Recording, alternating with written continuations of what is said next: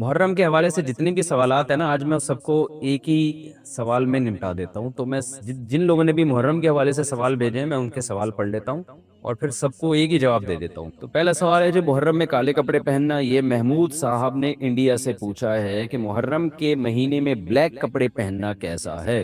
اچھا، ایک اور سوال محرم کے حوالے سے پوچھا ہے جی محرم میں نکاح کرنا کیسا ہے.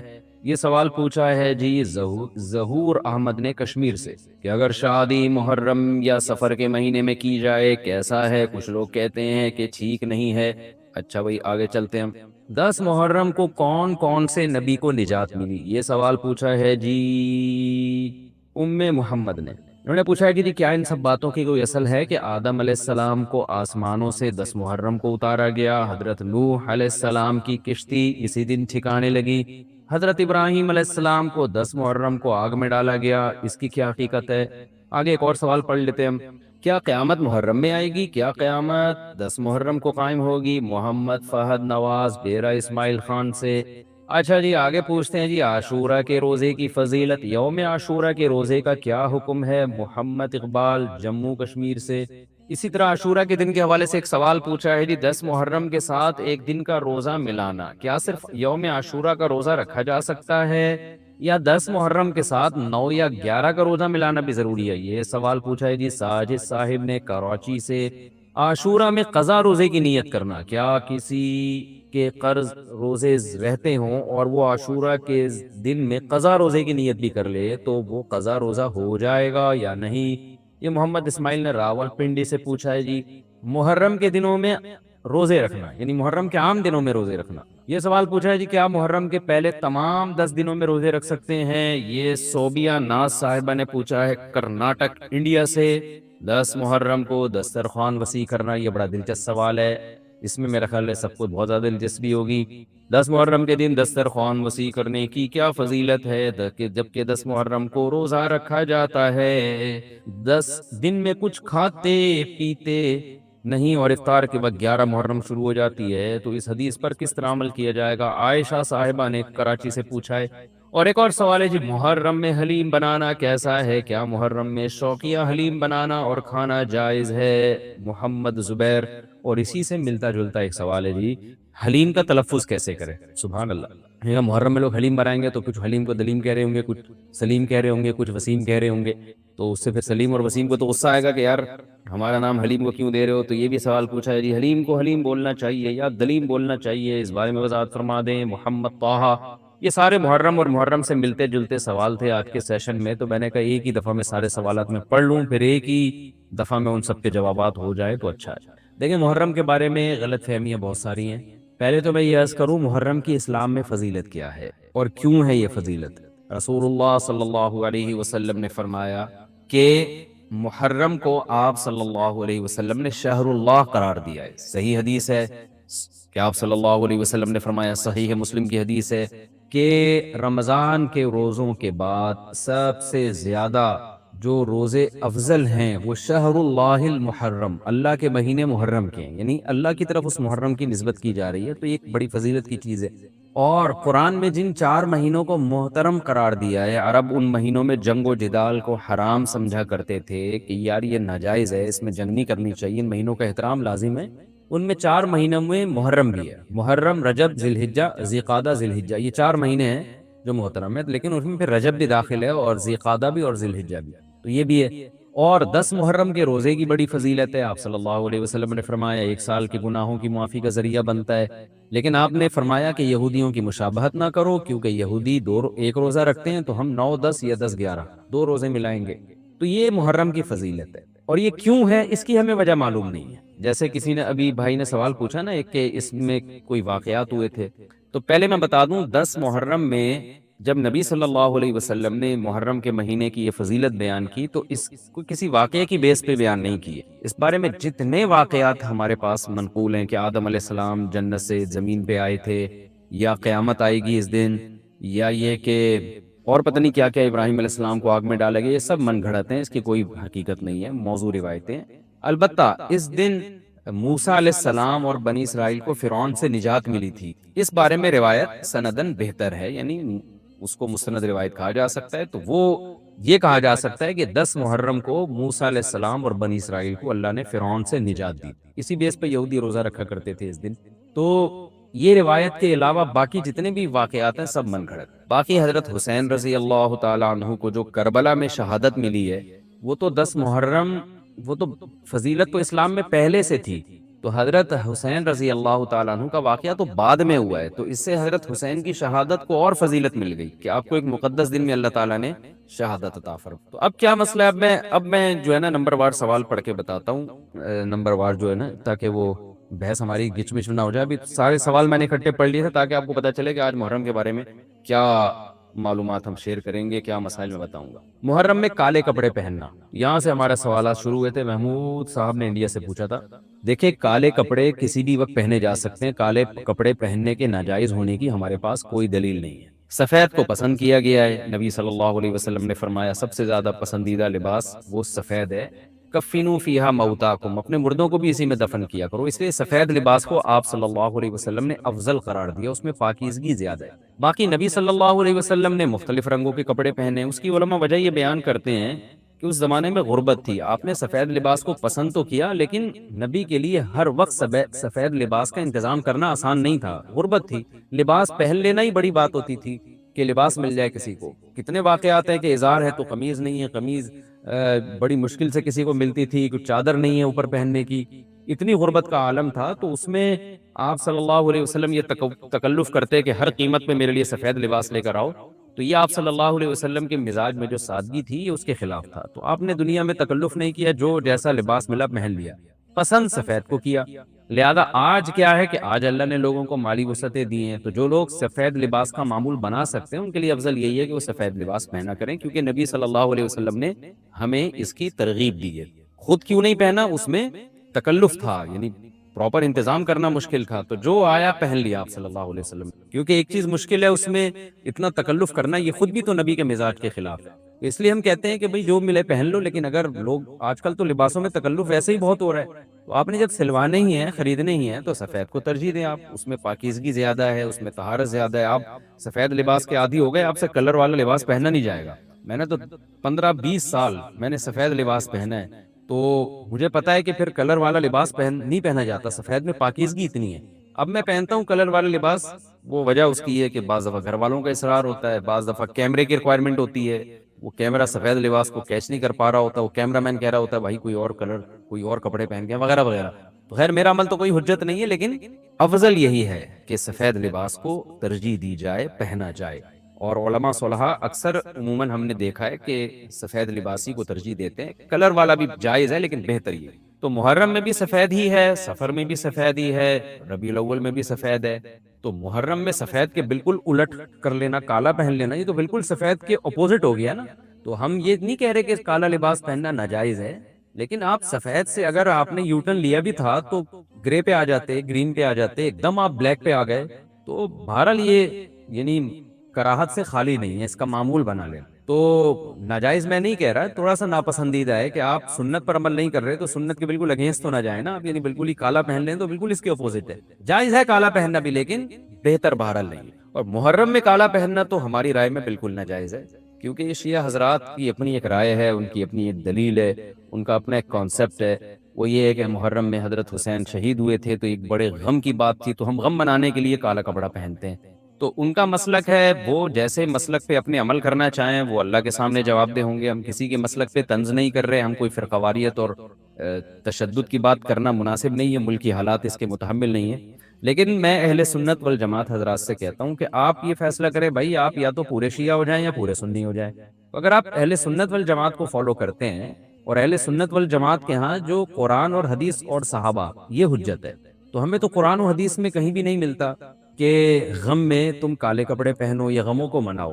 قرآن میں کیا ہے؟ الذین اذا اصابتہم مصیبۃ قالوا انا للہ وانا الیہ راجعون، اہل ایمان کو جب کوئی مصیبت پہنچتی ہے تو وہ کہتے ہیں ہم اللہ ہی کے لیے ہیں اور ہم نے اللہ ہی کی طرف لوٹ کر جانا ہے، وہ صبر کرتے ہیں۔ حضرت حسین رضی اللہ تعالیٰ عنہ کی شہادت یہ بہت بڑا غم ہے، بہت بڑا غم ہے، لیکن اس غم کو ہر سال منانا، اس کے لیے شرعی دلیل کی ضرورت ہے۔ اہل بیت کی تعلیمات کو فالو کیا جائے گا، آپ کسی کی محبت میں اس کی تعلیمات کو نہیں توڑ سکتے۔ اہل بیت کی بھی یہی تعلیمات ہیں کہ صبر سے کام لینا چاہیے ہمیں، اور غم منانا بھی اگر کسی کا ہونا، جیسے آپ کے والد کا انتقال ہو گیا، تو اس میں بھی شریعت آپ کو اجازت نہیں دیتی کہ آپ کالے کپڑے پہنے غم منانے کے لیے، بلکہ اس میں بھی شریعت کیا کہتی ہے کہ غم پہ صبر کریں، جو آنسو آپ روک سکتے ہیں اس کو بہائیں نہیں، اور صبر کریں، تو یعنی اختیاری طور پر جو آپ کو رونا آ رہا ہے وہ معاف ہے۔ تو جب غم پہنچا ہو، اس وقت شریعت آپ کو غم کے طور پہ کالے کپڑے پہننے کی اجازت نہیں دے رہی۔ تو جب غم 1400 سال پرانا ہو اور ہر سال اس تاریخ پہ آپ کو منانے کی شریعت کیسے اجازت دے رہی ہے؟ یہ تو ایک طرح کی برسی ہو گئی نا۔ نبی صلی اللہ علیہ وسلم کے وفات سے بڑا غم کوئی اس امت کو ہوگا؟ ربیع الاول میں آپ صلی اللہ علیہ وسلم کی وفات ہوئی، لیکن ربیع الاول ہر سال آتا تھا، صحابہ، تابعین، تبع تابعین، خود اہل بیت کیا اس ربیع الاول میں کوئی غم مناتے تھے؟ بالکل بھی نہیں۔ اس مہینے میں شادیاں بھی کرتے تھے، جو خوشی کی بات ہوتی تھی اس پہ خوشی بھی مناتے تھے۔ تو ہمیں نہیں ملتا کہ صحابہ، تابعین یا خود اہل بیت نے، یا سیدنا حسن اور حسین رضی اللہ عنہما، یا سیدنا علی ابن ابی طالب رضی اللہ عنہ کی یہ تعلیمات ہو کہ غم کو ہمیں منانا ہے کالے کپڑے پہن کے یا کسی بھی طریقے سے اسلام میں غم منانے کی آپ کو اجازت نہیں ہے۔ بعض لوگ یہ دلیل دیتے ہیں کہ حضرت حسین رضی اللہ تعالیٰ عنہ کا غم تو نبی نے بھی منایا ہے، اور نبی صلی اللہ علیہ وسلم نے جب یہ بتایا کہ امت میرے نواسے کو شہید کرے گی تو آپ رونے لگے۔ دیکھیں، جب نبی کو اطلاع ملی تھی تو آپ غمزدہ ہوئے، تو آپ کا رونا بالکل بجا تھا۔ تو کسی کو یہ اطلاع ملے کہ فلاں جگہ یہ واقعہ ہو گیا ہے، اس کو غم ہوا ہو اور وہ رو لیتا ہے، تو اس میں کوئی حرج نہیں، یہ تو نیچرل ہے۔ لیکن کیا نبی صلی اللہ علیہ وسلم ہر سال، یعنی جس دن آپ کو وحی کے ذریعے پتا چلا کہ سیدنا حسین ابن علی رضی اللہ تعالیٰ عنہ پہ ظلم ہوگا، تو کیا ہر سال اس تاریخ کو آپ صلی اللہ علیہ وسلم رویا کرتے تھے؟ بالکل بھی ایسا نہیں ہے۔ تو غم کی اطلاع جس وقت ملی ہو اس وقت رونا آ جانا یہ نیچرل ہے، لیکن ہر سال پراپر اس رونے کو پراپر طریقے سے منانا یا کالے کپڑے پہن کے اس کو منانا، یہ تو بالکل اسلام میں ناجائز ہے۔ ہمارے پاس اس کے جائز ہونے کی کوئی دلیل نہیں۔ تو شیعہ حضرات جو کر رہے ہیں آپ ان کو کرنے دیں، ان کو جا کے نہ چھیڑیں، آپ ان کو طنز نہ کریں، وہ ان کی جو رائے ہے وہ اس پر عمل کریں۔ اسلام میں فرقے تو ہیں ہمیشہ سے، ہم نے تو یہ دیکھنا ہے کہ کون سا صحیح ہے، ہم نے تو اس کو فالو کرنا ہے۔ تو جو ہمیں صحیح لگے گا ہم اس کو فالو کریں گے، باقی ہم کسی کے نفرتیں پھیلانے کے بہرحال ہم قائل نہیں۔ تو جو وہ کر رہے ہیں آپ ان کو کرنے دیں، لیکن آپ یہ کام ہرگز نہ کریں، کیونکہ ہمارے لیے جو حجت ہے وہ قرآن، حدیث اور اہل بیت اور صحابہ کرام، تو ان کی جو تعلیمات ہیں ہم نے اس کو فالو کرنا ہے۔ ان کی تعلیمات میں کہیں بھی نہیں ہے، کوئی مستند روایت نہیں ہے کہ غم منانے کے لیے کسی نے کالے کپڑے پہنے ہو۔ غم منانا ہی جائز نہیں ہے، تو اس کے لیے کالے کپڑے یا کوئی اور کلر پہننا کہاں سے جائز ہو جائے گا؟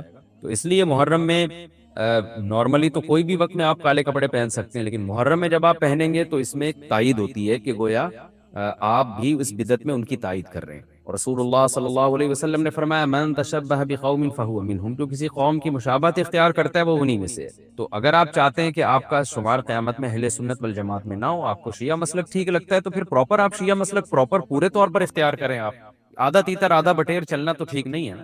اور اگر آپ چاہتے ہیں قیامت میں آپ کا شمار اہل سنت والجماعت میں ہو، تو پھر مکمل اہل سنت والجماعت کو فالو کریں آپ، تو ان کو جو ہے وہ اپنے حال پہ چھوڑ دیں۔ میں پھر بتا دوں، میں لڑائی جھگڑوں کا قائل نہیں ہوں۔ شیعہ حضرات آتے ہیں یہاں پہ، بیٹھتے ہیں، گپ شپ لگاتے ہیں، چائے پانی بھی چلتا ہے، میرے دوستوں میں بھی ہیں بعض شیعہ حضرات، سلام دعا ہے ان سے، لیکن مذہب پہ بحث نہیں ہوتی۔ لکم دینکم ولی دین، ہم اسے کہتے ہیں ٹھیک ہے بھائی، آپ اپنے رائے پر عمل کریں، بحث مباحثہ نہ کریں۔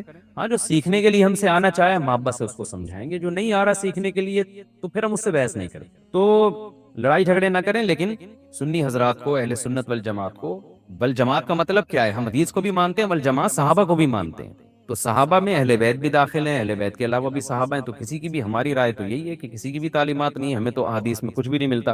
تو اللہ کا واسطہ آپ ایک رائے پر عمل کریں، اس لیے محرم میں آپ ان چیزوں کو فوکس نہ کریں۔ کالے کپڑے پہننا، غم منانا، یہ اسلام کی تعلیمات بالکل بھی نہیں ہے۔ تو یہ تو میں نے سوال کا جواب دیا کہ محرم میں اسپیسیفک کالے کپڑے اگر آپ پہنیں گے تو یہ ایک بدعت کی تائید ہوگی، تو نبی صلی اللہ علیہ وسلم نے تائید سے منع کیا۔ اسی میں ایک سوال ہے جی، محرم میں نکاح کرنا کیسا ہے؟ یہ سوال بھی ظہور احمد نے کشمیر سے پوچھا ہے۔ محرم میں نکاح کرنا بھی جائز ہے، بلکہ ہمارے مسلک کے مطابق باعث برکت ہے، کیونکہ محرم کو اللہ کے نبی نے محترم قرار دیا ہے، جو قابل احترام مہینہ ہے تو مقدس ہے، تو مقدس مہینے میں عبادت کا ثواب بھی زیادہ ہوتا ہے، اور نکاح بھی شریعت میں عبادت ہے۔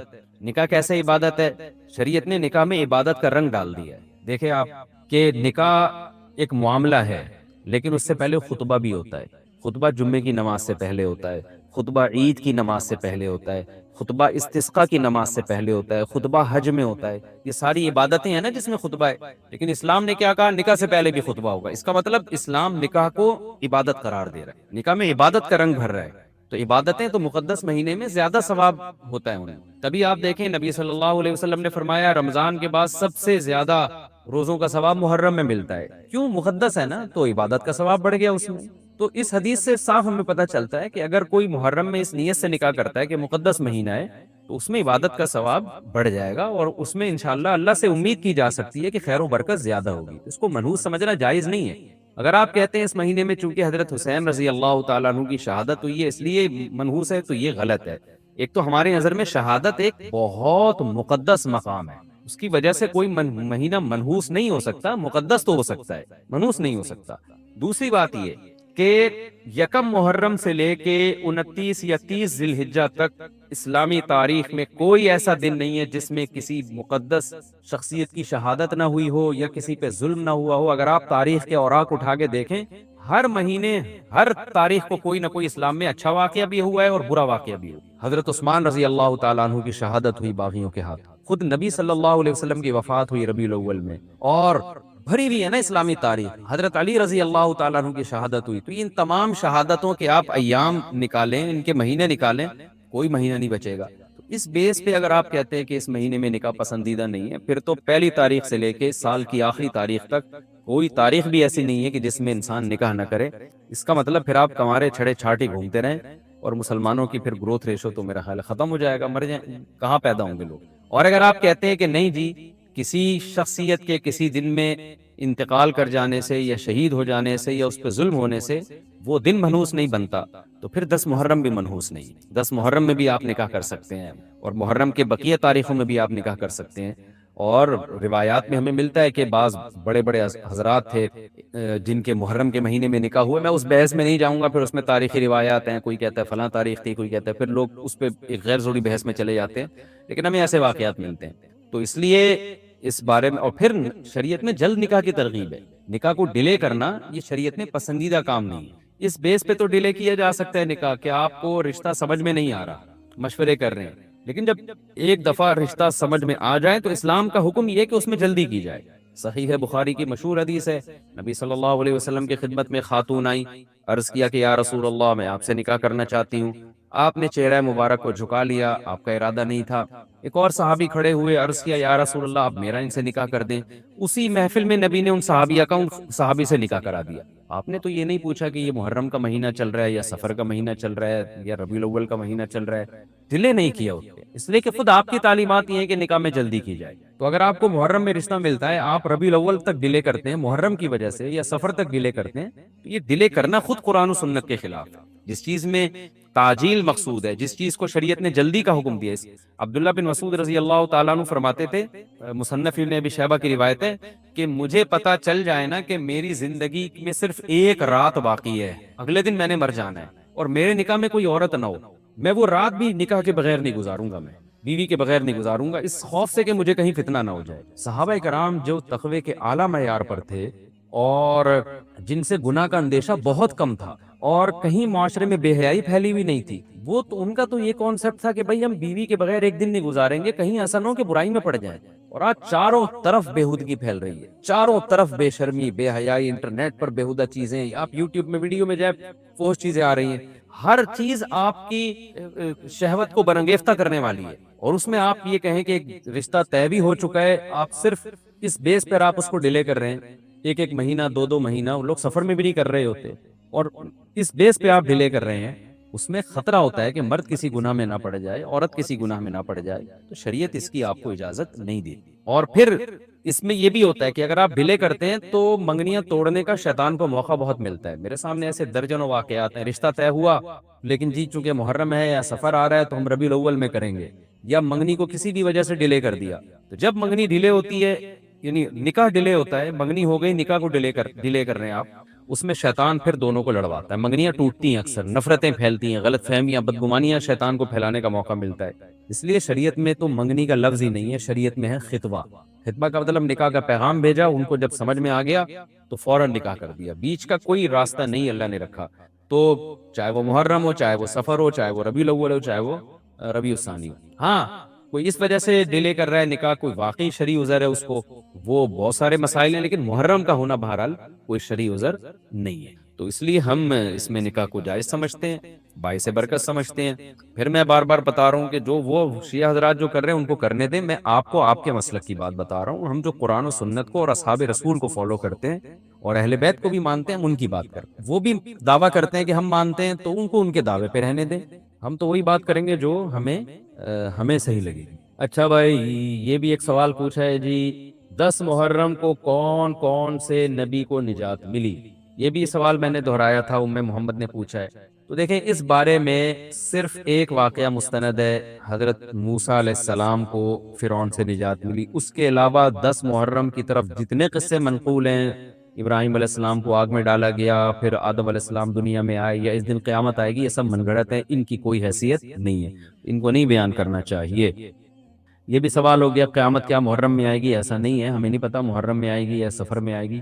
سورہ طٰہٰ میں اللہ نے صاف طور پہ بتا دیا کہ اکاد اخفیہا لتجزا کل نفس بما تسعی، میں قیامت کے دن کو چھپا دوں گا۔ اللہ نے کسی کو نہیں بتایا کس دن آئے گی، وہ آئے گی تو اچانک آئے گی۔ اچانک وہی چیز ہوتی ہے جس کی ڈیٹ کا ہمیں علم نہیں ہو۔ لا تأتیکم الا بغتہ، قرآن کہتے ہیں اچانک آئے گی، تو اچانک کا مطلب اس کی ڈیٹ اللہ نے، اس کا سال، اس کا مہینہ اللہ نے ہمیں نہیں بتایا، تبھی تو اچانک آئے گی وہ۔ اچھا بھائی، عاشورہ کے روزے کی فضیلت جموں کشمیر سے پوچھا محمد اقبال نے، وہ میں نے آپ کے سامنے بیان کر دی۔ نبی صلی اللہ علیہ وسلم نے فرمایا 1 سال کے گناہوں کا کفارہ ہے۔ اچھا، یہ بھی اسی لیے پوچھتے ہیں کہ لوگ کہ 2 دن کے روزے ضروری ہیں یا 1 دن کا بھی روزہ رکھ سکتے ہیں؟ تو بعض علماء کی رائے یہ کہ اس زمانے میں 1 روزہ بھی جائز ہے، کیونکہ نبی صلی اللہ علیہ وسلم نے یہودیوں کی مشابہت کی وجہ سے حکم دیا تھا کہ 2 ملاؤ۔ اب یہودی یہ روزہ نہیں رکھتے، جو ہمیں جہاں تک نالج ہے، تو اب چونکہ وہ رکھتے ہی نہیں ہیں، لہذا اب 1 روزہ بھی اگر کوئی رکھ لے تو بھی ٹھیک ہے، 2 اچھا ہے، نہیں رکھا جاتا تو 1 بھی رکھ لے تو بھی امید ہے انشاءاللہ ثواب ملے گا۔ اچھا، اس میں یہ بھی پوچھا ہے دسترخوان پہ، میں ابھی آ رہا ہوں، دسترخوان محرم میں وسیع کرنا کیسا ہے؟ لوگ وہ دسترخوان پہ کان لگا کے بیٹھے ہوئے ہوں گے، وہ دسترخوان کب آئے گا مارکیٹ؟ اچھا، یہ بھی ایک سوال پوچھتے ہیں لوگ کہ جیسے بھائی نے پوچھا کہ 2 یعنی قضا روزے کی نیت کرنا، یہ راولپنڈی سے محمد اسماعیل نے پوچھا تھا۔ خوب سمجھ لیں، جن دنوں کا بھی کوئی فضیلت ہے نا روزہ رکھنے کی، جیسے پیر جمعرات کے روزے کی فضیلت ہے، ایام 20 کے روزے کی فضیلت ہے، اسی طرح 10 محرم کے روزے کی فضیلت ہے، اسی طرح 9 ذی الحجہ کے روزے کی فضیلت ہے، ان میں آپ قضا کی نیت نہیں کر سکتے۔ اگر قضا روزے کی نیت کی تو قضا روزے کا ثواب ملے گا، اس دن کے ثواب سے آپ محروم ہو جائیں گے۔ خوب سمجھ لیں، شوال کے 6 روزوں میں بھی ایسا ہی ہے۔ خواتین کیا کرتی ہیں، مینسز کی وجہ سے جو رمضان کے روزے چھوٹ گئے، انہوں نے کہا چلو شوال کے 6 روزے کی نیت بھی کر لو اور رمضان کے قضا روزے کی نیت بھی کر لو، تو گریوی میں دونوں کام ہو جائیں گے۔ تو ایسا نہیں ہے، ایک ہی ہوگا، یا تو قضا رکھیں یا نفل۔ اگر قضا روزے رکھے تو پھر وہ نفل کا ثواب نہیں ملے گا، نفل رکھے تو قضا کا ثواب نہیں ملے گا۔ ان روزوں میں تداخل نہیں ہوتا، نفل اور قضا روزے جمع نہیں ہو سکتے، تو اس لیے عاشورہ کے دن عاشورہ کی نیت ہی کریں، قضا پھر پہلے یا بعد میں رکھ لیں۔ اچھا جی، اب میں آتا ہوں جی، محرم میں دسترخوان وسیع کرنا کیسا ہے؟ اس بارے میں ایک روایت ہے کہ عاشورہ کے دن جو اپنے اہل و عیال پر دسترخوان وسیع کرے گا، ان کو کھلائے گا، تو اللہ اس کے رزق میں برکت دیں گے۔ یہ روایت سند کے لحاظ سے کمزور ہے۔ بعض علماء کی رائے یہ ہے کہ اگرچہ کمزور روایت ہے مگر فضائل میں چلتی ہے، تو کوئی اچھی نیت سے دسترخوان وسیع کر دے، وسیع کر رہا ہے نا، کوئی یتیم کے منہ سے نوالا تو نہیں چھین رہا نا، کھلا ہی رہا ہے، تو اگر کوئی گھر والوں پہ اس دن اچھا کھلا دے گا تو اس میں کیا حرج ہے؟ بعض علماء کی یہ رائے ہے، وہ بھی اصحاب علم ہے۔ لیکن بندہ ایک کو ہمیشہ سے ایک اشکال رہا ہے کہ جب ایک بالکل بے غبار صحیح حدیث ہمارے سامنے موجود ہے تو اس کے مقابلے میں ایسی کمزور روایت کو ہم کس بیس پہ ترجیح دے سکتے ہیں؟ ہمارے سامنے جو بے غبار اور بالکل مستند حدیث ہے، جس کی سند پہ کوئی کلام نہیں ہے، وہ ہے روزہ، عاشورہ کے دن روزہ رکھنا چاہیے۔ روزہ اور دسترخوان آپس میں جمع نہیں ہو سکتے، یعنی عاشورہ کے دن جب آپ دسترخوان وسیع کریں گے تو روزہ کیسے رکھیں گے؟ تو بعض لوگوں نے یہ تعویل کی ہے کہ افطاری میں کر لیں آپ، تو افطاری میں تو 10 تاریخ نہیں رہے گی نا، 11 شروع ہو جائے گی، وہ تو 11 محرم ہو جائے گی۔ بعض لوگوں نے یہ کہا کہ جی 9 محرم کو جب سورج غروب ہو تو عاشورہ کی رات کو دسترخوان وسیع کر لیں، تو حدیث کے ظاہر سے تو عاشورہ کا دن معلوم ہوتا ہے کہ جب عاشورہ والا دن شروع ہو چکا ہو، یعنی صبح صادق کے بعد، یعنی حدیث میں تکلفات کرنے پڑ رہے ہیں، اس کی تعویلات کرنی پڑ رہی ہیں۔ تو اس بارے میں علامہ ابن تیمیہ رحمہ اللہ کی رائے ہمیں بہت صحیح معلوم ہوتی ہے۔ انہوں نے یہ لکھا ہے کہ اصل میں ہوا یہ تھا کہ جب شیعہ حضرات نے عاشورہ کے دن کو منحوس سمجھنا شروع کر دیا کہ یہ منحوس دن ہے اور اس میں غم کا دن ہے، تو بعض سنیوں نے ان کے مخالفت میں نا اس کو خوشی کا دن بنانا شروع کر دیا۔ یعنی ہوتا ہے نا، آپ کسی کی مخالفت میں حد سے تجاوز کرتے ہیں، تو انہوں نے خوشی کے دن کے لیے اس میں کھانے پینے کی روایتیں گڑھ لی، کھاؤ پیو کھلاؤ پلاؤ، تاکہ بالکل ان کی مخالفت ہو۔ تو حقیقت یہی معلوم ہوتا ہے کہ چونکہ صحیح حدیث میں روزے کا تذکرہ ملتا ہے، اور روزہ اور کھلانا پلانا جمع نہیں ہو سکتے۔ اگر یہ جو دوسری عاشورہ کے میں کھانا کھلانے والی حدیث بھی بالکل بے غبار اور مستند ہوتی نا، تو ہم دونوں کو جمع کر کے تعویلات کر لیتے کہ جی افطار میں کھلا دو اور سارا دن روزہ رکھو، یا نابالغ بچوں کو دن میں کھلا دو اور بڑوں کو روزہ رکھوا دو، تو ہم تعویلات کرتے اگر یہ اسی ٹکر کی حدیث ہوتی۔ لیکن یہ کمزور حدیث ہے، تو اس کو اتنی صحیح مستند روایت کے مقابلے میں ہم کیسے لا سکتے ہیں؟ تو وہ ابن تیمیہ رحمہ اللہ کی بات کافی معقول معلوم ہوتی ہے کہ بعض شامی لوگوں نے یہ روایت کو گڑھا ہے صرف شیعہ لوگوں کی دشمنی اور مخالفت میں، کہ اس کو خوشی کا دن، تو عاشورہ کا دن تو نہ غم کا دن ہے نہ خوشی کا دن ہے، عبادت کا مقدس دن ضرور ہے، تو برکت کا دن ضرور ہے۔ تو اس لیے اس میں صحیح بات یہی معلوم ہوتی ہے کہ یہ کھلانا پلانا والا جو روایت ہے یہ ہمیں صحیح معلوم نہیں ہوتی۔ روزہ رکھیں، اور افطاری میں تو ویسے ہی دسترخوان وسیع کرنا چاہیے، افطاری میں سموسے پکوڑے جلیبیاں بچوں کو کھلائیں تاکہ ان کو روزہ رکھنے کی اور زیادہ حوصلہ افزائی ہو۔ تو اس لیے ہماری رائے اس میں یہی ہے کہ عاشورہ کے دن بس روزہ ہی کی فضیلت ہے، دسترخوان والی بات ہمیں ٹھیک معلوم نہیں ہوتی، کیونکہ اس کے مقابلے میں جو ہے نا، دسترخوان والی حدیث کے مقابلے میں زیادہ صحیح حدیث ہے جو روزہ، روزہ تو کھانا پینے سے اجتناب کا نام ہے، اور افطاری میں تو ویسے ہی آدمی کھا لیتا ہے، وہ اس کے لیے پھر ضرورت نہیں ہے الگ سے ہمیں کسی روایت کی۔ اچھا بھائی، اور بھی محرم کے حوالے سے لوگ سوال پوچھتے ہیں، کالے کپڑے بھی ہو گئے، اور کیا رہ گیا بھائی؟ حلیم رہ گیا، حلیم۔ محرم میں حلیم بھی بناتے ہیں لوگ، تو بے اصل چیز ہے، بدعت ہے، کوئی ثواب سمجھ کے کریں گے بدعت ہے۔ بعض لوگ کہتے ہیں ہم ثواب سمجھ کے نہیں کر رہے، ویسے ہی سب بنا رہے ہیں تو ہم بھی بنا رہے ہیں، تو بدعت کی تائید تو ہو رہی ہے نا۔ پورا سال پڑا ہے حلیم کھانے کے لیے، آپ کو کیا مصیبت ہے کہ آپ محرم ہی میں دیگ پکائیں؟ پورے سال کیوں نہیں پکا رہے تھے آپ؟ تو جب ایک رسم معاشرے میں غلط رسم پھیل جاتی ہے تو اس کا بائیکاٹ کرنا چاہیے، تو آپ نہ بنائیں، کسی اور مہینے میں بنا لیں آپ۔ تو پوری پوری رات دیگیں چل رہی ہوتی ہیں مذہب کے نام پہ، تو یہ کام نہ کیا جائے نا۔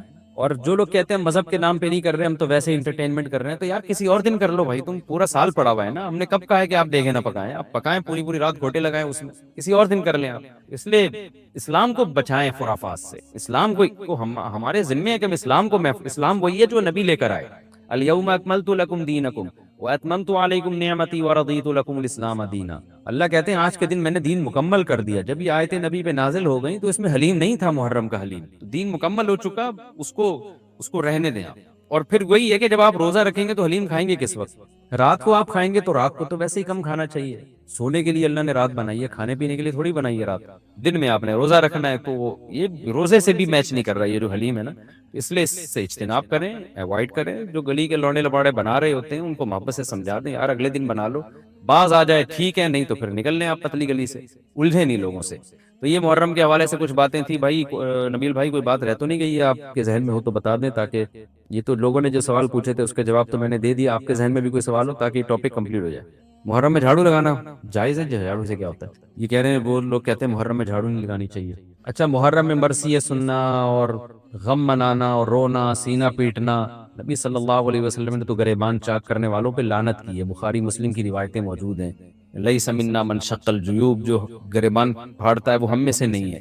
تو یہ سینہ پیٹنا، نوحہ کرنا، نیاحہ پر تو بخاری مسلم کی صحیح احادیث موجود ہیں نوحہ پر کہ یہ حرام ہے، ناجائز ہے، اس لیے ہم اس کو جائز نہیں سمجھتے۔ ہم یہ کہتے ہیں کہ سیدنا حسین ابن علی رضی اللہ تعالیٰ عنہ کی تعلیمات کو فالو کریں آپ۔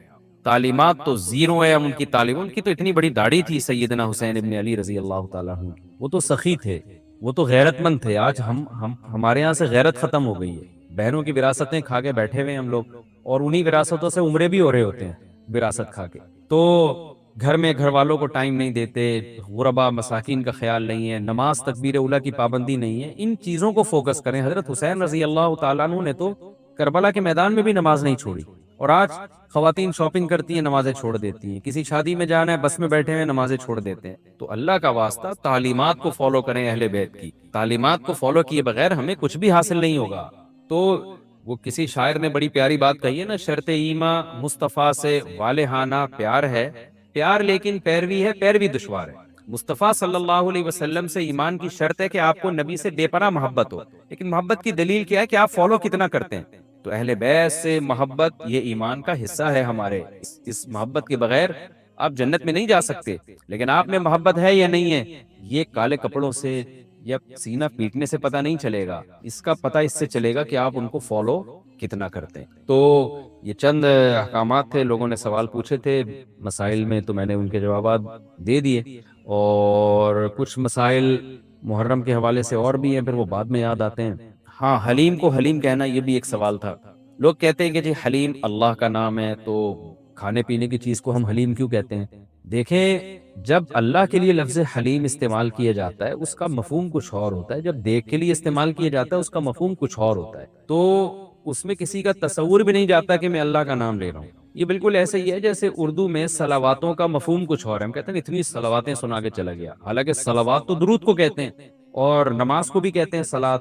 تو اب کیا یہ لفظ استعمال جائز نہیں ہوگا؟ ظاہر ہے جائز ہے، اردو میں اس کا مفہوم کچھ اور ہے، عربی میں اس کا مفہوم کچھ اور ہے، بلکہ بعض دفعہ ایک ہی زبان میں ایک لفظ دو مختلف معنوں کے لیے استعمال ہو رہا ہوتا ہے، تو اس میں کوئی بھی پابندی نہیں لگاتا۔ جاریہ عربی میں باندی کو بھی کہتے ہیں، جاریہ عربی میں کشتی کو بھی کہتے ہیں، اور جو ہے اس طرح کی اور بہت ساری مثالیں ہمیں ملتی ہیں کہ ایک ہی لفظ مختلف معنوں کے لیے استعمال ہو رہا ہے۔ عین عربی میں آنکھ کو بھی کہتے ہیں، عین عربی میں گھٹنے کو بھی کہتے ہیں، عین عربی میں جاسوس کو بھی کہتے ہیں، عین عربی میں چشمے کو بھی کہتے ہیں، عین عربی میں سورج کی ٹکیا کو بھی کہتے ہیں، عین عربی میں سونے کو بھی کہتے ہیں۔ تو اس طرح بہت سارے نام مختلف معنوں میں استعمال ہوتے ہیں۔ موسیٰ کا جو لفظ ہے عربی میں استرے کو کہتے ہیں، بلیڈ جس سے حلق کیا جاتا ہے نا، حاجی لوگ جو سر منڈواتے ہیں اس کو موسیٰ کہتے ہیں، حالانکہ موسیٰ جو ہے حضرت موسیٰ علیہ السلام کا نام بھی ہے۔ لیکن جو عربی جو جانتا ہے جب وہ بلیڈ کے لیے موسیٰ کا لفظ استعمال کرے گا تو اس کے ذہن میں حضرت موسیٰ کا تصور ہی نہیں ہوگا، اور جب حضرت موسیٰ علیہ السلام کا کے لیے موسیٰ علیہ السلام موسیٰ کا لفظ استعمال کرے گا تو بلیڈ کی طرف اس کا دماغ ہی نہیں جائے گا۔ تو اس لیے یہ بالکل مضبوط بات نہیں ہے کہ حلیم چونکہ اللہ کا نام ہے لہذا وہ دیکھ کے لیے استعمال نہ کیا جائے۔ جب اللہ کا نام ہے تو اس میں دماغ ادھر نہیں آتا دیکھ کی طرف، جب دیکھ کے لیے استعمال کیا جاتا ہے تو اللہ کی طرف ذہن نہیں جاتا، یہ بالکل ایک الگ الگ معنی میں استعمال ہوتا ہے۔ اس لیے اتنا تکلف نہیں کریں، جتنی جو لا تشددوا فیشدد اللہ علیکم، صحیح حدیث ہے، اللہ نے نبی نے فرمایا اپنے اوپر خامخواہ کی پابندیاں مت لگاؤ، ورنہ اللہ بھی لگانا شروع کر دے گا، اللہ بھی تمہارے اوپر پابندیاں لگائے گا۔ اللہ کیسے لگائے گا؟ یعنی اللہ بھی تمہیں مشکل میں ڈال دے گا۔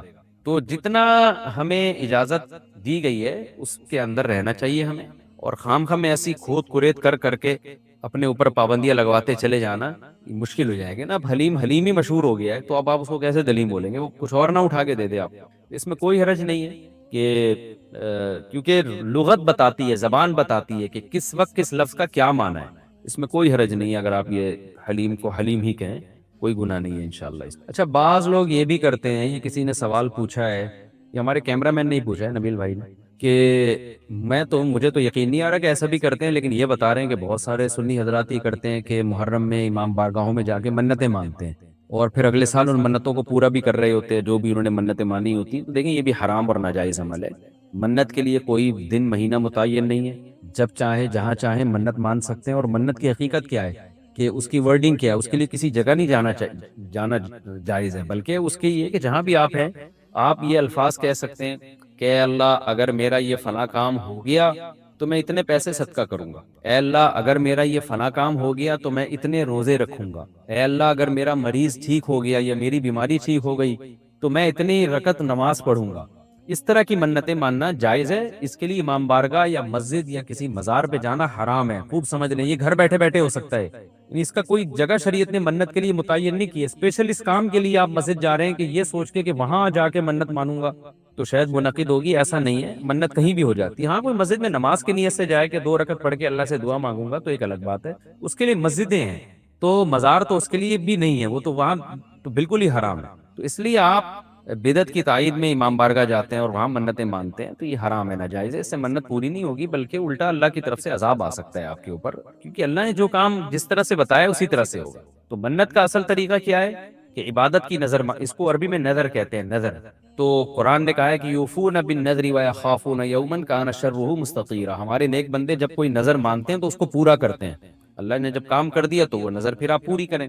تو اس کا طریقہ کیا ہے کہ آپ گھر میں بیٹھے جہاں بھی ہیں، آپ زبان سے یہ الفاظ دہرا دیں کہ اے اللہ، اگر میرے مریض کو شفا مل گئی، یا میں ٹھیک ہو گیا، یا میں امتحان میں پاس ہو گیا، تو میں اتنے پیسے صدقہ کروں گا یا کروں گی، یا اتنی رکعت نماز پڑھوں گا یا پڑھوں گی، یا اتنے روزے رکھوں گا یا رکھوں گی. اس طرح کی عبادت کی نظر ہوتی ہے، اس کے علاوہ نہیں ہوتی. بعض لوگ یہ نظریں مان رہے ہوتے ہیں کہ میرا یہ کام ہو گیا تو داتا دربار پہ اتنی دیگیں چڑھاؤں گا. یہ نظر پوری کرنا بھی حرام ہے. کام ہو بھی جائے تو دیگیں چڑھانا جائز نہیں ہے. بعض لوگ یہ کہہ رہے ہوتے ہیں کہ یہ کام ہو گیا تو امام حسین کے نام کی یا غوث اعظم کے نام کی اتنی دیگیں نکالوں گا. یہ سب غلط چیز ہے. صدقے کی نظر ہوتی ہے اللہ تیرے نام پہ میں اتنے غریبوں کو کھانا کھلاؤں. یہ نظریں ہوتی ہیں صدقے کی، جو اللہ کے لیے ہوتا ہے صدقہ. تو اس میں یہ کہ کھانا کھلانے کی، صدقہ خیرات کی نظر ہو سکتی ہے، اور عبادت کی نظر ہوتی ہے. یہ جو مزاروں پہ جانے کی نظر اور فلاں پہ جا پہ چڑھاوا چڑھاؤں گا، یوں کروں گا، ایسے کروں گا، یہ جو اوٹ پٹانگ قسم کی نظریں آ رہی ہیں، یہ حرام ہے، ناجائز ہیں. اس کی کوئی حیثیت نہیں ہے شریعت میں. ان کو پورا کرنا بھی واجب، نہ صرف یہ کہ واجب نہیں ہے بلکہ جائز ہی نہیں ہے.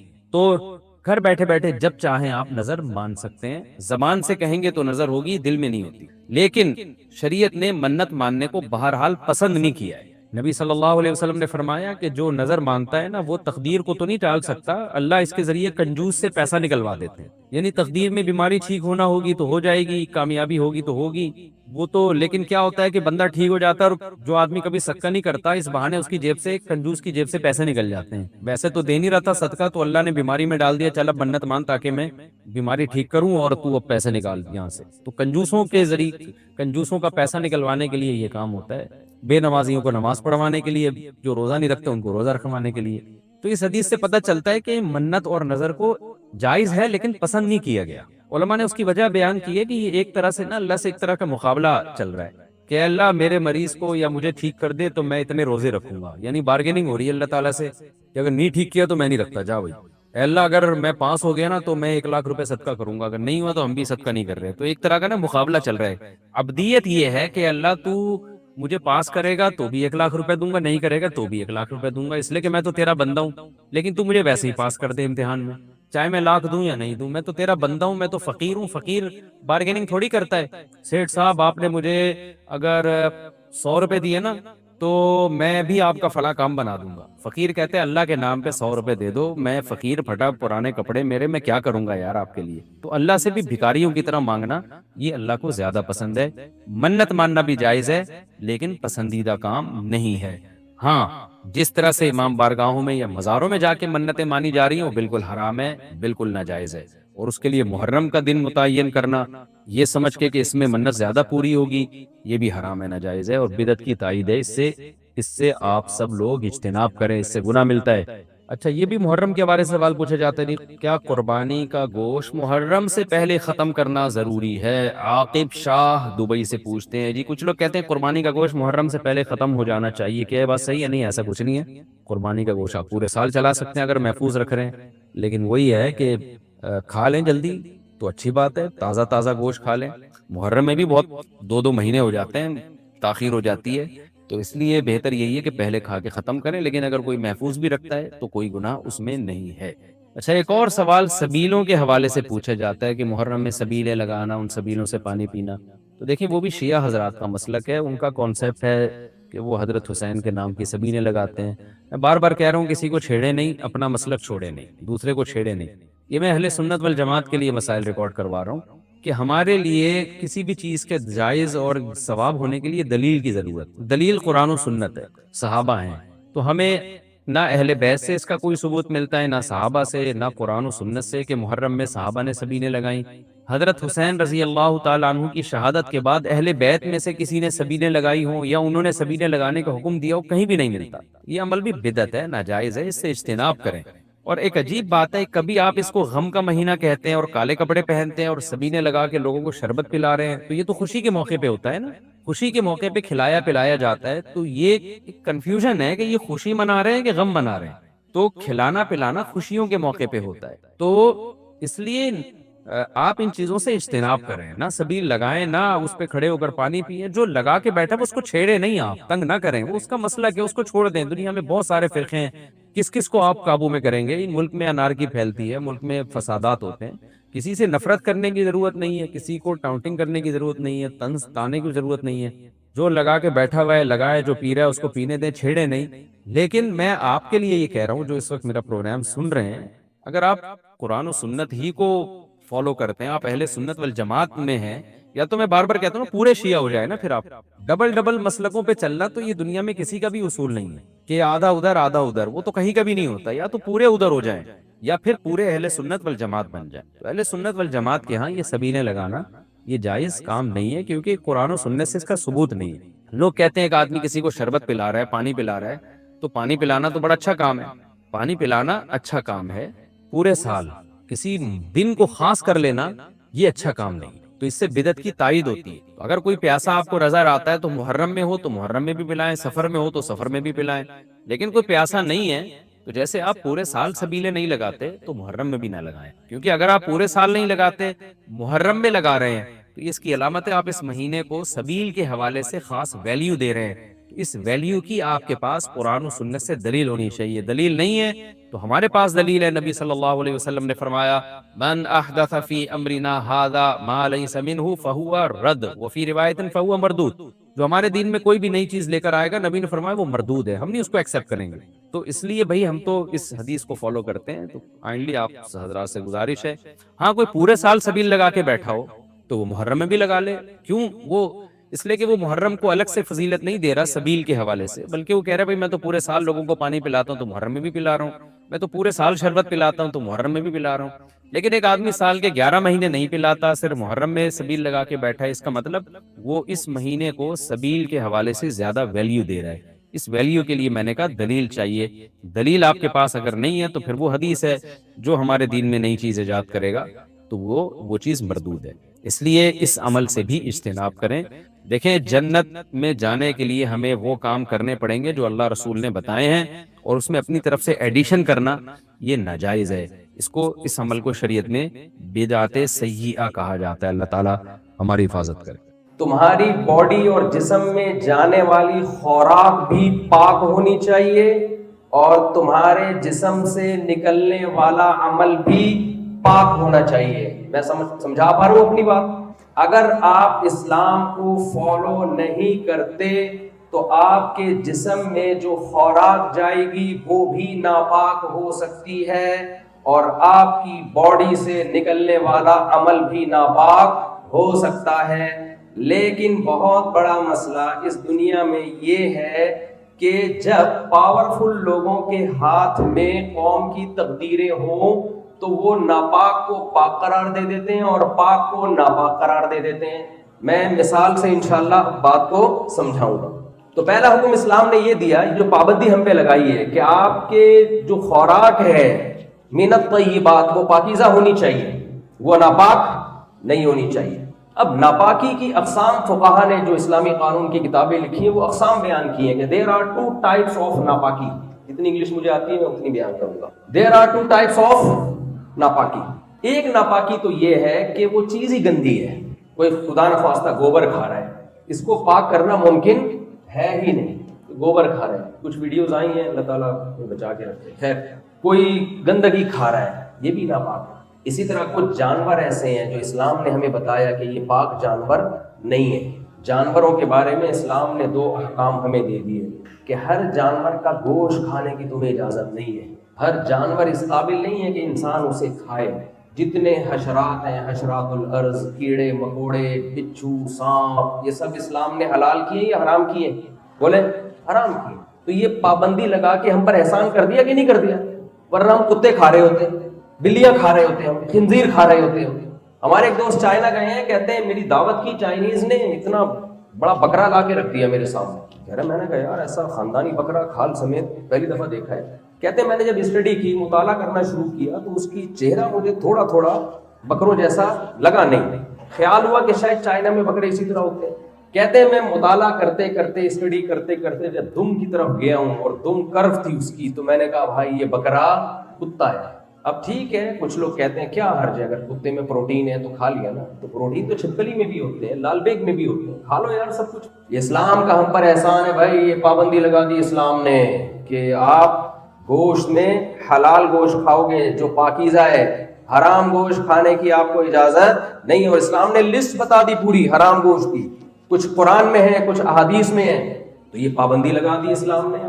ہمارے نوجوان طبقے کہتے ہیں یار چائنا والے تو آزاد ہیں، انگریز تو آزاد ہیں، خنزیر کے برگر کھا رہے ہیں، کتوں کے برگر کھا رہے ہیں، بلے کھا رہے ہیں۔ او بھائی انسان ہو تم، کھانے کو تو لوگ جائیدادیں بھی کھا رہے ہیں، بہنوں کی وراثت بھی کھا رہے ہیں، بیویوں کا مہر بھی کھا رہے ہیں۔ یہ پابندی اسلام نے ہمارے فائدے کے لیے لگائی ہے، ہمارے نقصان کے لیے نہیں لگائی ہے۔ ہم غلاظت نہیں کھا سکتے، اگر اسلام نہ ہوتا تو آج ہم پتہ نہیں کیا کیا کھا رہے ہوتے۔ کہتے ہیں ایک چائنیز اور ایک پاکستانی ٹرین میں سفر کر رہے تھے، چائنا کا اور ایک پاکستانی، تو مچھر آ کے بیٹھا چائنا والے کے سر پہ نا، اس نے اٹھا کے کھا لیا، یہ پروٹین تو مچھر میں بھی ہے، یہ اٹھایا۔ پاکستانی بڑا ہوشیار تھا، اس کے بھی مچھر آ کے بیٹھا، اس نے پکڑا اور بولا خریدے گا، وہ آئی بی اے بزنس پڑا ہوا تھا نا، بزنس مائنڈ۔ تو کتنی اچھی پابندی لگا دی اسلام نے بھائی، کتے، بلی، خنزیر، کیڑے مکوڑے، لال بیگ بھی کھائے جاتے ہیں، کاکروچ یہ بھی کھائے جاتے ہیں دنیا میں، سب کچھ۔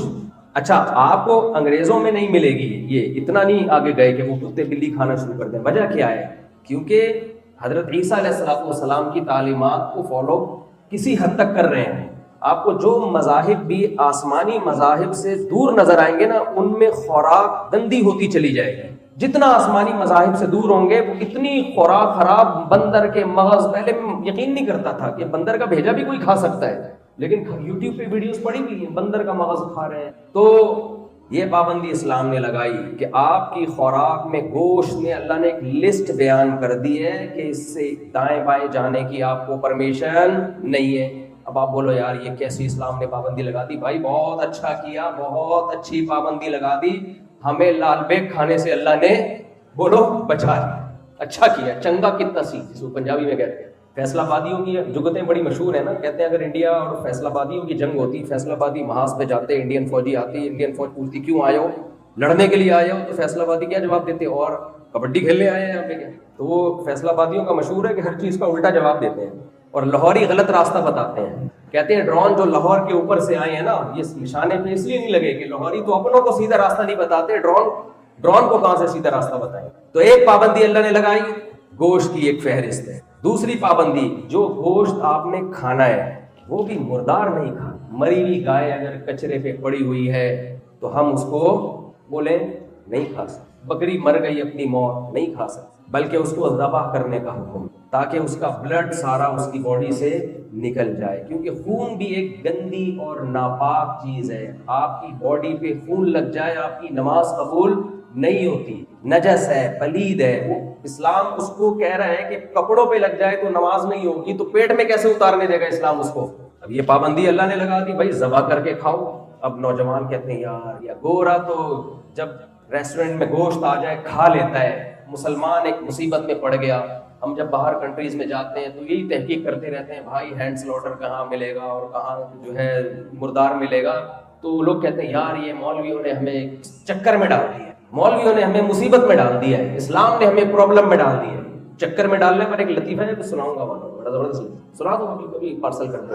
وہ ایک آدمی تھا نابینا، وہ اس نے کس پہلے زمانے میں لوگ اونٹ پہ سفر کرتے تھے نا، تو اونٹ پہ ایک شخص اپنی بیوی کو لے کے جا رہا تھا، تو اس نابینا نے کہا کہ بھائی میں نابینا ہوں، مجھے بھی دوسرے کنٹری لے جاؤ سفر پہ۔ لوگ بیٹھ، اس بیچارے نے ترس کھا کے اس کو بھی نابینا کو اپنے ساتھ آگے بٹھا لیا، پیچھے بیگم بیٹھی ہوئی ہے، درمیان میں شوہر بیٹھا ہوا ہے، آگے وہ نابینا، اس کو لفٹ دی۔ جب یہ دوسرے شہر پہنچے تو نابینا نے سوچا کہ یار دوسرے شہر والوں کو کیا پتا کہ کون کس کی بیوی ہے، اس کی بیوی پہ کیس ڈال دو کہ یہ میری ہے۔ جیسے ہی شہر میں پہنچے تو اس نے شور مچایا، دیکھو یہ میری بیوی ہے، اور جب میں یہ صحت مند آدمی بیٹھا ہے تو یہ میری بیوی نے اس کے ساتھ مل کے کمپرومائز کیا، اور دونوں نے کہا تم میرے شوہر، آج سے میں تمہاری بیوی، اور اس نابینا کو سائڈ پہ لگاؤ۔ اب پھڈا شروع، اب سمجھ میں نہیں آ رہا بھائی کس کی بیوی ہے۔ تو یہ نابینا بیٹھا ہوا کہہ رہا ہے بیوی ملے نہ ملے چکر میں تو ڈال دی، چکر میں تو ڈال دیا نا۔ تو یہ جو چکر ہے نا، چکر میں آنا، اس سے لوگ نکلنا چاہتے ہیں۔ اب آپ یورپ جاتے ہو، امریکہ جاتے ہو، جاپان جاتے ہو، جاپان میں تو، امریکہ میں تو کم از کم آپ خوراک میں جو چیزیں لکھی ہوئی ہوتی ہیں اس کے نام پڑھ سکتے ہو. جاپان میں تو چنگ پونگ لکھا ہوا ہوتا ہے, پتہ ہی نہیں چل رہا ہوتا یار کہ حلال ہے حرام ہے کیا ہے بھائی. جیپنیز کو انگلش کا ایک لفظ نہیں آتا. ہم جب جاپان گئے, میرے ساتھ ایک پٹھان دوست بھی تھے, جاپان میں ہم گھومتے رہے 10-15 دن, انگلش کا ایک لفظ بھی نہیں سننے کو مل رہا تھا. پھر ہم چائنا اترے, چائنا میں بھی چنگ پونگ شروع. پھر ہم جب آسٹریلیا اترے نا, انگلش سننے کو ملی تو وہ ہمارے پٹھان دوست خوشی سے چیخے, کہتے ہیں یار 15-20 دنوں سے یہ چنگ پونگ نے ہمارا دماغ خراب کر کے رکھا ہوا ہے. تو وہاں تو اور مشکل ہے حلال و حرام کا اندازہ لگانا. تو لوگ پھر کہتے ہیں یار ہم اسلام کی پابندیوں نے ہمیں بہت بڑی ٹینشن میں ڈال دیا ہے. بھائی یہ ٹینشن آپ کے فائدے کے لیے, اسلام نہیں چاہتا کہ آپ گند کھائیں. دیکھو میڈیکل سائنس ہر چیز نہیں ہوتی. آپ یونیورسٹی میں پڑھتے ہو, آپ سائنس کو حرف آخر سمجھتے ہو, سائنس حرف آخر نہیں ہے, یہ مادی علم ہے. انسان دو چیزوں کے مجموعے کا نام ہے, ایک انسان کی روحانی زندگی ہے, ایک مادی زندگی ہے. مادی زندگی کو سائنس فوکس کرتی ہے, روحانی زندگی سائنس کا ٹاپک نہیں ہے, وہ پیغمبروں کا ٹاپک ہے. دیکھو جھوٹ بولنے سے کیا نقصان ہوگا یہ سائنس بتائے گی آپ کو. اگر آپ کہو کہ یہ نقصان ہوگا, سائنس بتانا شروع کر دے آپ کو, ہمارے حکمرانوں میں سے بہت سو کو بہت فائدہ ہوا ہے جھوٹ بول, سچ بولتے تو یہاں تک نہ پہنچتے. کتنی ترقی کی انہوں نے جھوٹ بول کے, بعض لوگوں نے. اب ہر ایک کا بعض دوسرے سے مختلف ہے, تو ہر چیز تھوڑی میڈیکل سائنس بتائے گی آپ کو. میں اکثر ایسے موقع پہ ایک واقعہ بیان کرتا ہوں. ہمارے دوست تھے, ان کا بیٹا میڈیکل کالج میں پڑھتا تھا. مجھے کہنے لگے میرا بچہ تمیز سے بات نہیں کرتا مفتی صاحب, حالانکہ میں میڈیکل کالج میں پڑھا رہا ہوں, اتنا خرچہ کیا میں نے اس کے اوپر. میں نے کہا دیکھیں میڈیکل سائنس میں تمیز نام کا کوئی چیپٹر ہے نہیں. میں نے نہیں پڑھا کہ بایولوجی کی کسی کتاب میں کوئی تمیز پہ کوئی چیپٹر ہو. تمیز تو میرے بھائی مذہب کا ٹاپک ہے. اخلاقیات کس کا ٹاپک ہے؟ یہ تو مذہب کا ہے, یہ پیغمبروں کا ٹاپک ہے, یہ میڈیکل سائنس کا ٹاپک تھوڑی ہے. ایک صاحب مجھے کہنے لگے کہ یہ جو نوجوان شادی نہیں ہوتی تو برائیوں میں پڑھتے ہیں, تو میڈیکل اس کا کوئی نقصان نہیں ہے. میں نے کہا میڈیکل گئی ایسی کی تیسی میڈیکل, میں تیل لینے بھیج رہا تھا لیکن مجھے مناسب نہیں لگا, اتنے پڑھے لکھے لوگ. میں نے کہا بھائی اخلاقیات کا تقاضا کیا ہے, فیملی سسٹم تباہ ہو جاتا ہے, برباد ہو جاتا ہے. میں اس پہ ابھی بات کروں گا انشاءاللہ. تو آپ سب سے پہلے تو یہ دماغ سے نکالیں کہ ہر چیز کا علم, ہر چیز کا حل میڈیکل سائنس یا فزکس کیمسٹری کے پاس نہیں ہے. ماں باپ کو اولڈ ہاؤس میں جمع کروانے کے کیا سائیڈ افیکٹ ہیں, یہ آپ کو سائنسدان نہیں بتائیں گے, یہ قرآن بتائے گا, یہ آسمانی یہ تورات اور انجیل بتائے گی آپ کو.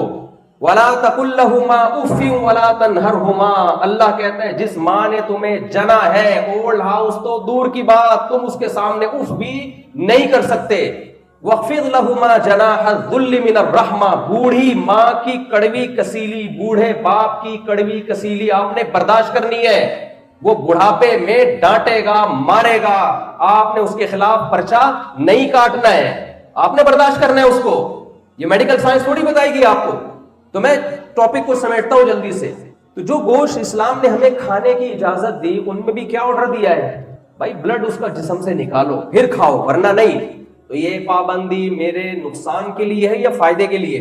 فائدے کے لیے. ماں باپ بچوں کو کہتے ہیں نا ہینڈ واش کرو پھر کھانا کھاؤ, بچہ کہ یار وہ بھنگیوں کے گھر میں تو کوئی ہاتھ نہیں دھوتا, میں وہاں جا رہا ہوں وہ آزاد ہے. بھائی وہ آزاد نہیں ہے, وہ آزادی سے یہ غلامی زیادہ بہتر ہے کہ ہاتھ دھلوایا جا رہا ہے. تو صرف ہاتھ دھونا نہیں ہے, جو خوراک کھا رہے ہو وہ کیسی ہونی چاہیے, حلال. تو ناپاکی کی ایک قسم تو یہ ہے. دوسری قسم یہ ہے کہ آپ کو وہ خوراک ملی بھی حلال طریقے سے. کیسے ملی ہو؟ مثال کے طور پر آپ نے مسجد سے چپل چرائی اور اس کے بعد آپ نے گوشت خریدا, حلال مرغی, بسم اللہ اللہ اکبر پڑھ کے آپ نے اس کو کسی حاجی سے ذبح کروایا. ذبح کروانے کے بعد آب زمزم سے دھویا, سمجھ رہے ہو, اور کھانے سے پہلے بسم اللہ الرحمن الرحیم, کیا وہ حلال ہو جائے گی؟ اسلام کہتے ہیں یہ بھی ناپاک. ایک آدمی نے مرغی چوری کی نا, ادھر سے ذبح کر دی, اس نے کہا الٹی طرف سے ذبح کی تو حرام ہے. کہتے ہیں پہلے کون سا حلال تھی بھائی, چوری کی مرغی, تو یہ بھی ناپاک ہے بھائی. سود کے پیسوں سے آپ نے کچھ خریدا, وہ بھی کیا ہے, ناپاک. جوئے میں آپ جیتے, پوری دنیا میں جہاں تک میری معلومات ہے جوا لیگل ہے. اسلام نے جوئے کو کیا قرار دیا؟ حرام. بھائی اس سے پیسے کی سرکولیشن ٹھیک نہیں ہوتی, آپ بغیر محنت کے کما رہے ہوتے ہو, آپ کسی کو فائدہ پہنچا کے نہیں کما رہے. اب یہ کیا کمائی ہے کہ یار اگر میں چونی پھینکوں گا یہ آ گیا تو اتنے پیسے مجھے دے دینا, اور یہ جانب آ گئی تو اتنے پیسے تم لے, اس سے قوم کو کیا فائدہ ہو رہا ہے؟ انما الخمر والمیسر والانصاب والازلام رجس، اے ایمان والو شراب، جوا، پانسا، یہ پیسے کمانے کے طریقے رجس، ناپاک ہیں۔ اب گورا کہے گا کہاں سے ناپاک ہے بھائی؟ آپ نے چوری کے پیسوں سے زمزم خریدا، اسلام اس زمزم کو پاک کہتا ہے یا ناپاک کہتا ہے؟ جواب دیں، ناپاک۔ اسلام کہتا ہے کمانے کا جو طریقہ ہے، جو سورس ہے آپ کی، وہ حرام نہیں بلکہ کیا ہونی چاہیے؟ حلال۔ حلال ہی پاک ہے اللہ کی نظر میں۔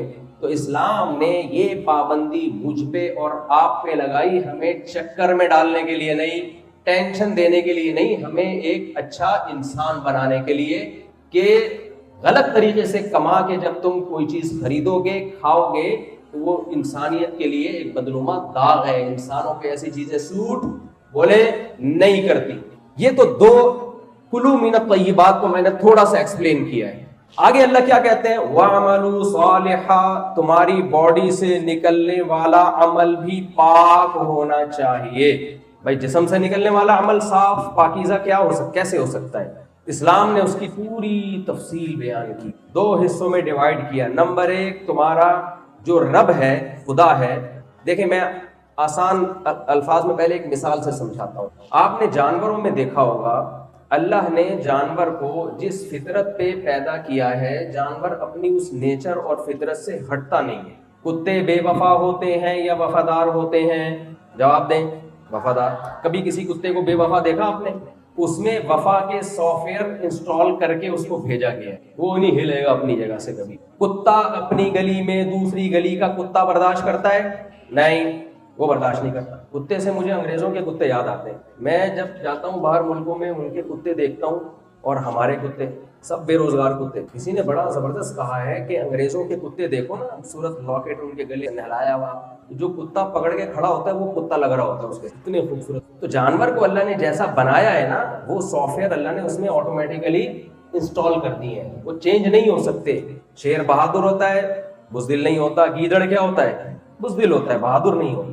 لیکن انسانوں میں بے وفا بھی ملیں گے، وفادار بھی، سچے بھی ملیں گے، بولو بھائی، جھوٹے بھی ملیں گے، چوری کرنے والے بھی ملیں گے، دیانتدار بھی ملیں گے، معاہدوں کو پورا کرنے والے بھی ملیں گے، اور ایگریمنٹ اور معاہدوں کو توڑنے والے بھی ملیں گے، وعدوں کو پورا کرنے والے بھی ملیں گے، وعدوں کو توڑنے والے بھی ملیں گے، ریلیشن کو توڑنے والے بھی ملیں گے، ریلیشن کو جوڑنے والے بھی ملیں گے، شکر گزار بھی ملیں گے، آپ کو ناشکرے بھی ملیں گے، بہت آزمائشوں میں بھاگنے والے بھی ملیں گے، آزمائشوں میں کھڑے رہنے والے بھی ملیں گے۔ یہ قسمیں انسانوں کی ہیں، جس کو ہم آسان الفاظ میں یوں کہہ سکتے ہیں، جانور اچھے اور برے نہیں ہوتے، انسانوں میں اچھے بھی ہوتے ہیں اور انسانوں میں برے بھی ہوتے ہیں۔ اچھائی اور برائی کی صفت سے انسان متصف ہوتے ہیں، جانور متصف نہیں ہوتے۔ جانور اچھے کا مطلب کیا ہوتا ہے؟ ابھی بقرعید آنے والی ہے تو آپ کہیں گے اچھا بکرا لے کر آیا ہوں، کیا مطلب؟ موٹا تازہ۔ تبھی یہ جو لڑکے جم میں جاتے ہیں نا اور اسپیڈ بریکر بنائے ہوئے ہیں بڑے بڑے انہوں نے، ان سے میں کہتا ہوں جم ضرور جاؤ، اتنا فوکس کرو کہ صحت اچھی ہو جائے، اسی کو مقصد حیات نہ بناؤ، ورنہ تم میں اور لاسانی کے کٹوں میں کوئی فرق نہیں رہے گا۔ ان کا بھی وہی مقصد ہے، پورے سال کھلائی پلائی ان کی بھرتے رہتے ہیں، دیسی کی اور انجیکشن اسٹرائڈ دے دے کے کھلا دیتے ہیں اتنا، پھر ہم کہتے ہیں یار کتنے کا؟ 50 لاکھ کا بیل ہے۔ تو جم جاؤ، بس اتنا جاؤ کہ 4 شادیاں کر سکو، بس اتنا کافی ہے، اس سے زیادہ جانے کی ضرورت نہیں ہے۔ وہ بھرائی ہو رہی ہے، میں دیکھ رہا ہوں جم میں کبھی کبھار میرا بھی جانا ہوتا ہے، بھرائی ہو رہی ہے، کیا کر رہا ہے بھائی؟ اتنے اسپیڈ بریکر بنا لیے یہاں پہ۔ تو ہم جب کہتے ہیں یہ بیل اچھا ہے، کیا مطلب؟ موٹا ہے، وزن زیادہ ہے اسے۔ انسان کا اچھے کا مطلب یہ نہیں ہے۔ انسان کا جب ہم کہتے ہیں نائس پرسن، تو کیا مطلب ہوتا ہے نائس پرسن کا؟ یار 2 نمبر نہیں ہے، جھوٹ نہیں بولتا، وعدہ خلافی بولے نہیں کرتا، ناشکری نہیں کرتا، چوری نہیں کرتا، یہ مطلب ہوتا ہے اچھا ہونے کا۔